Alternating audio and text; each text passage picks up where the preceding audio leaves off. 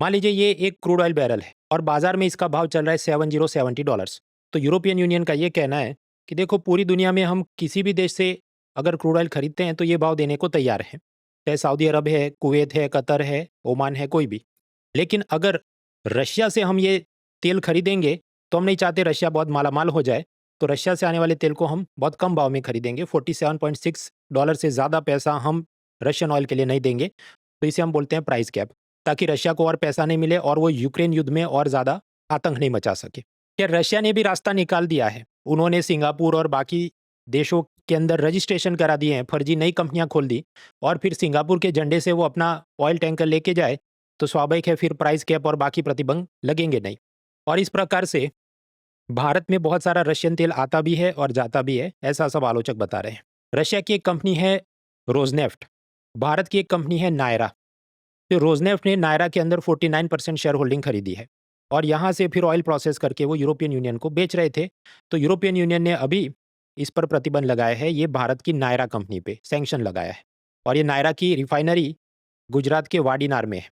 तो क्या इससे भारत के एक्सपोर्ट को नुकसान हो जाएगा? बिल्कुल नहीं, क्योंकि रशिया का क्रूड ऑयल खरीद के उसे प्रोसेस करके जो भी पेट्रोल डीजल हम बनाते थे और यूरोप को एक्सपोर्ट करते थे, उसमें ज़्यादातर तो रिलायंस रिफाइनरी 90% एक्सपोर्ट करती थी, नायरा का तो मुश्किल से 4% ही था।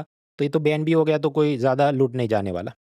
तो ये बात सही है कि रशिया पहले जितनी मात्रा में यूरोपियन यूनियन को ऑयल नहीं बेच पा रहा, तो बहुत सारा ऑयल वो भारत को बेचता है, लेकिन इससे कोई भारत के आम नागरिकों के लिए पेट्रोल डीजल सस्ता नहीं हुआ है। इसके क्या कारण है?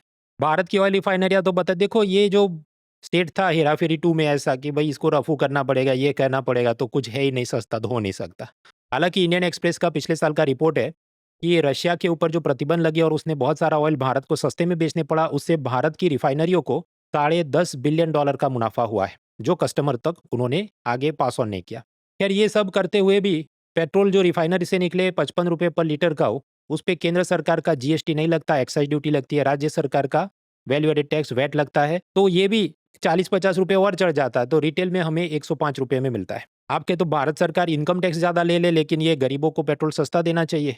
चाइना में जितने वोटर्स हैं उसमें से 7% इनकम टैक्स भरते हैं, भारत में ये मुश्किल से 3% वोटर ही इनकम टैक्स भरते हैं।